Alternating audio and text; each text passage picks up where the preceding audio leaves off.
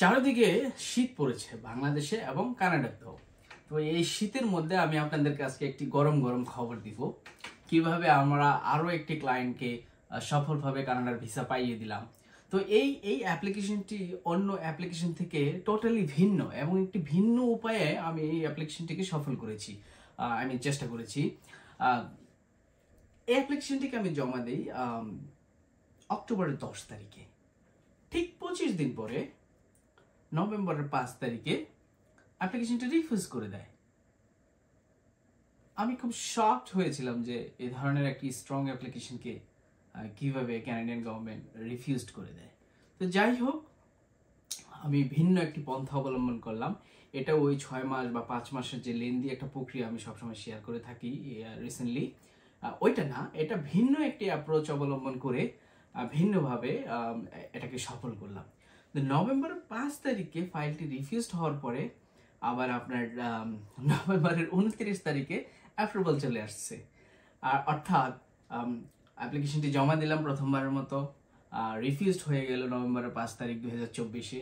আবার নভেম্বরের 29 তারিখে অ্যাপ্লিকেশনটি রিভার্ট হয়ে গেল অথবা রিভার্স হয়ে গেল। আবার অ্যাপ্লিকেশনটি রিজেক্ট থেকে অথবা রিফিউজ থেকে অ্যাপ্রুভড হয়ে গেল। খুবই চমৎকার একটি বিষয়। আসলে এটা খুবই রেয়ার কেস। তো এটা আমাদের একটা ভিন্ন ধর্মী সফলতা, আমার ভিন্ন অ্যাপ্রোচ, এবং এটিতে সফল হয়েছি। আর ভিডিওর ভিন্ন অংশে আমি আপনাদেরকে প্রমাণও দেখাবো। নট অনলি আমি জাস্ট মুখে বলছি, স্টোরি শোনাচ্ছি। আজকে ক্লায়েন্টকে কল দিব না, কিন্তু আমি আপনাদেরকে স্ক্রিন শেয়ার করে ভিডিওর অন্য অংশে আমি আপনাদেরকে দেখিয়ে দিব কবে আমরা অ্যাপ্লাই করলাম, কবে রিফিউজালটা এলো, এবং কবে আবার এটা অ্যাপ্রুভড হলো। তো ঠিক আছে, ভিডিওর অন্য অংশে যাই। আমি আপনাদেরকে কথা দিয়েছিলাম যে আমি আপনাদেরকে প্রমাণ দেখাবো। একটু আগে যে আমি আপনাদেরকে একটি সফলতার গল্প শোনালাম, আসলে আদতে এর ভিত্তি কতটুকু আছে, আদতে এটা কি সত্য নাকি আমি জাস্ট বানিয়ে বানিয়ে বললাম। তো আমি প্রমাণে বিশ্বাসী, আমি কথা এবং কাজে বিশ্বাসী। সেক্ষেত্রে আমি আপনাদেরকে আমার কথা এবং কাজের মিল দেখাবো। এই জন্য আমি আপনাদেরকে এখন নিয়ে এসেছি কানাডার সরকারি ওয়েবসাইটে, অফিসিয়াল যে ওয়েবসাইটটি রয়েছে যেখানে আমরা ভিসা অ্যাপ্লিকেশন জমা দিয়ে থাকি, সেই ওয়েবসাইটে। সো আপনারা দেখতে পাচ্ছেন আজকে হচ্ছে ডিসেম্বরের 2 তারিখ 2024, সোমবার, ক্যানাডাতে 2:34 PM, বাংলাদেশে এই মুহূর্তে মিডনাইট। তো যাই হোক, এখানে আমি বরাবর মতো যেভাবে আপনাদেরকে দেখাই, দেখেন এখানে আপনাদেরকে আমি যে সরকারি ওয়েবসাইটের লিঙ্কটা দেখেন, এই লিঙ্কটা আমি আপনাদেরকে এদিক ওদিক ঘাটাঘাটি করে দেখাচ্ছি। দেখেন, এই রিফ্রেশ দিচ্ছি, এই দেখেন এখন রিফ্রেশ হবে। রিফ্রেশ হলো, একই ইউজার লিঙ্ক কিন্তু থাকলো। কেমন? একই ইউজার লিঙ্ক থাকলো।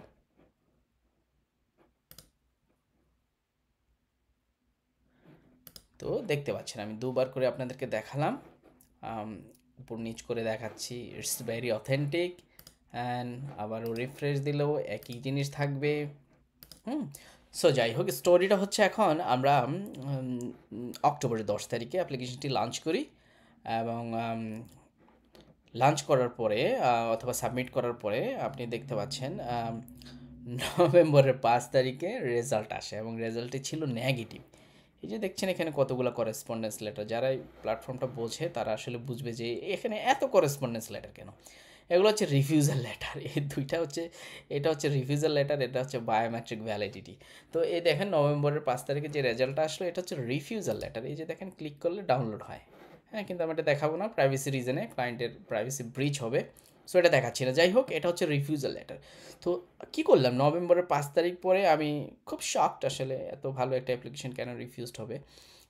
তো যাই হোক, আমার যে স্ট্র্যাটেজি, স্কিল, আমার জ্ঞান, রিসার্চ, এভরিথিং আমি ইউজ করে আমি একটি ভিন্ন অ্যাপ্রোচ অবলম্বন করলাম। অ্যাপ্রোচ অবলম্বন করার পরে আপনারা দেখতে পাচ্ছেন নভেম্বরের 29 তারিখে অরিজিনাল পাসপোর্ট রিকোয়েস্ট চলে এসেছে। অর্থাৎ নভেম্বরের 29 তারিখে অ্যাপ্লিকেশনটি অ্যাপ্রুভড হয়ে গেছে। এখানে বেসিক্যালি ছিল রিফিউজড, তো সেটা এখন আর নাই, ওটা ডিসঅ্যাপিয়ার্ড হয়ে গেছে। এখন দেখাচ্ছে অ্যাপ্রুভড। তো একটু উপরে যদি যাই, দেখেন আমরা অক্টোবরের 15 তারিখে বায়োমেট্রিকটি কমপ্লিট হয়েছিল, যেখানে যে বায়োমেট্রিক রিকোয়েস্ট এসেছিলো দেখেন অক্টোবরের 10 তারিখে, সেটা আমরা কমপ্লিট করেছিলাম অক্টোবরের 15 তারিখে। তারপর রিফিউজাল, আবার অ্যাপ্রুভাল। তো এটা খুবই মিরাকল, এবং আর বেশি উপরে যেতে পারছি না। ওইখানে আমার ক্লায়েন্টের ইনফরমেশন রয়েছে, ক্লায়েন্টের ইনফরমেশন আপনাদের সামনে দেখাতে পারবো না, দুঃখিত। নিচে যতটুকু দেখানো যাচ্ছে এতটুকুতে দেখতে পাচ্ছেন এটাকে।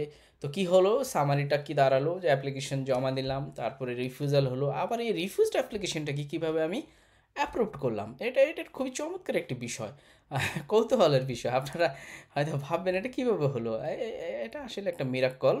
সো এটা আমার skill, strategy and Canadian immigration আইন কানুন ব্যবহার করে যেভাবে যা করা যায় ওইভাবেই হয়েছে।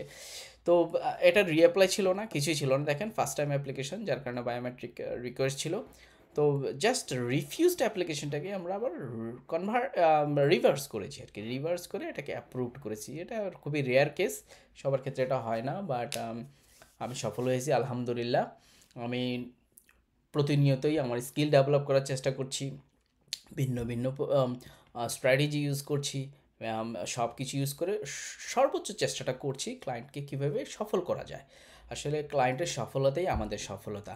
তো আপনারা যারা কানাডার সম্পর্কে আগ্রহী এবং কৌতূহল, কানাডা আসতে চান, আমার সাথে যোগাযোগ করতে পারেন। আমার সকল ডিটেলস উপরে দেওয়া আছে, অনলি একটা হোয়াটসঅ্যাপ নাম্বার আছে, সেখানে যোগাযোগ করতে পারেন।